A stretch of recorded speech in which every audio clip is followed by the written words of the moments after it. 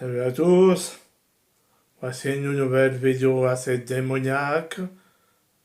Je vous présente une petite surprise, une petite vidéo que j'ai fait dans mes anciennes chaînes pour Halloween. Et vous allez mourir de rire et de terreur. Et c'est parti pour le jingle et la surprise. J'espère que ça va vous plaire.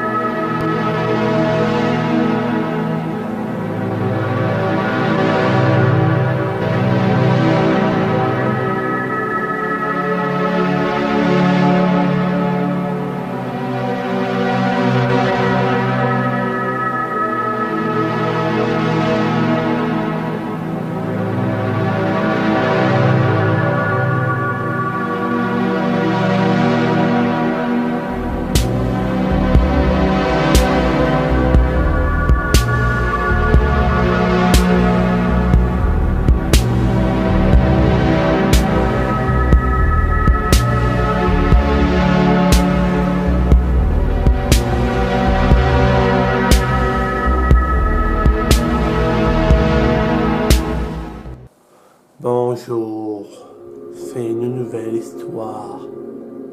Dans la nuit de la souffrance, les contes des damnés. L'histoire d'aujourd'hui que je vais vous conter s'appelle Les fleurs de la mort. Un homme voyage seul dans un pays lointain, dans le Mexique, dans une forêt ancienne. Il trouve des villageois gentils et tout. Et il vient ici parce qu'il a entendu une légende très étrange, que les morts pouvaient se réveiller d'une certaine façon. Il veut prouver que c'est la vérité. Et son existence va changer. Donc aujourd'hui c'est les fleurs de la mort. Donc il va trouver des villageois dans le centre-ville. Et certains, il va trouver une vieille personne qui va lui dire d'aller au nord-ouest de la forêt, à côté de la ville, où qu'il y a des voyageurs, des hommes et des femmes étranges qui sont là. Depuis des millénaires, c'est une famille qui est là depuis des millénaires, donc il va les voir. Il va leur dire carrément pourquoi il est là. Il se présente. Je m'appelle Paul, je suis journaliste, et j'ai appris que dans vos mythes et légendes, les morts en marche. Est-ce que ce serait possible que vous me donniez la preuve, s'il vous plaît? Et ils donneront la preuve dans 13 nuits et 13 jours, à la pleine lune de sang. Ils vont l'amener, il va passer à peine plus de 2 semaines avec eux pour apprendre leurs coutumes. Et à la fin, il va découvrir la vérité. Il va commencer à tomber amoureux d'une femme. Elle s'appelle Chickpika, un drôle de prénom, très mystérieux. On n'a jamais entendu un prénom pareil. Il va tomber amoureux de ça. Et évidemment, ils vont faire l'amour et tout ça. Le temps passe. 13 jours et 13 nuits sont passés. À minuit, cette femme va emmener le journaliste au cimetière avec toute sa famille, pour lui montrer qu'un de leurs membres est mort. Et à côté, ils ont sorti, déterré une tombe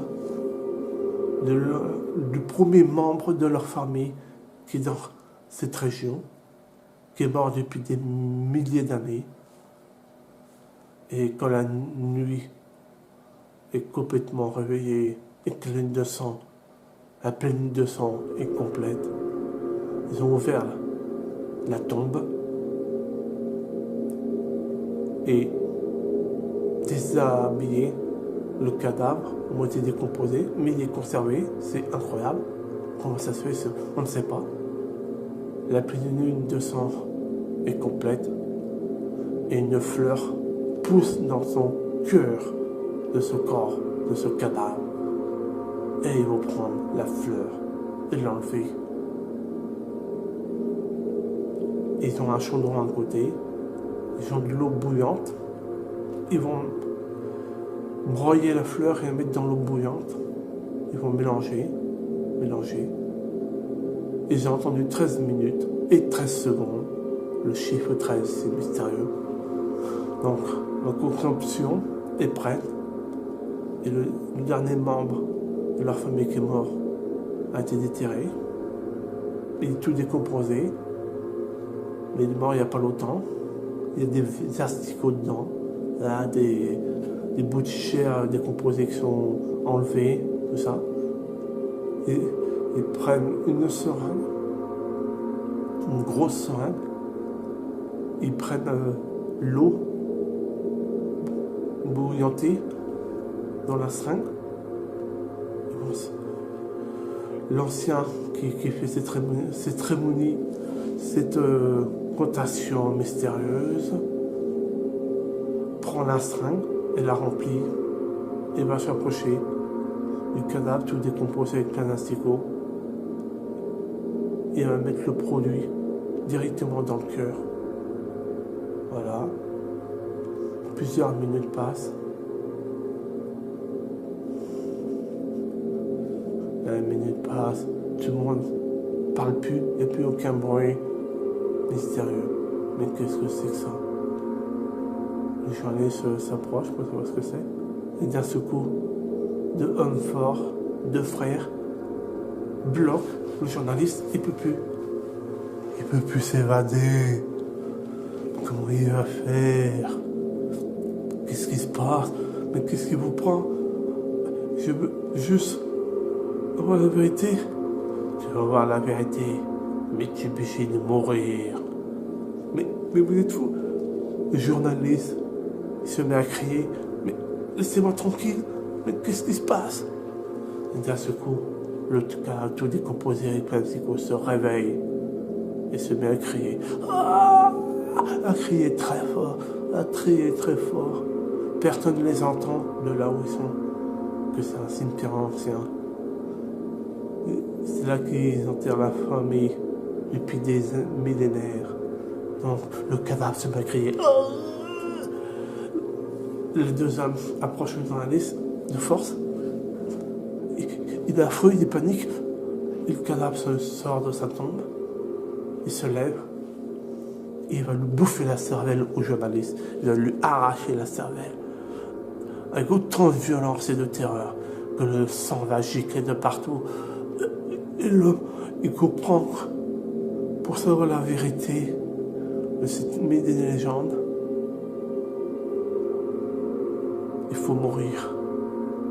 Donc le cadavre va dévorer ce journaliste entièrement. Il va dévorer toute sa chair. Et d'un seul coup, le cadavre redevient à peu près vivant. Les asticots tombent par terre, disparaissent, la chair se reforme, et cet individu est ressuscité.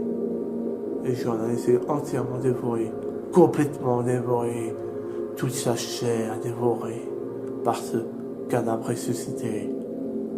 Et il reste que des os. C'est horrible. Et ils vont brûler les os, les broyer et les foutre en poudre. Et avec cette poudre, ils vont récupérer toutes les cendres et ils vont mettre éparpillés dans toute la première tombe du premier membre de leur famille qui est mort depuis des millénaires. et ils enterrent cette tombe. C'est de cette façon-là qu'ils doivent ressusciter leurs membres, entre la mort et la vie. La mort a plus de frontières. Cet épisode, c'était les fleurs de la mort dans les contes des damnés. À bientôt.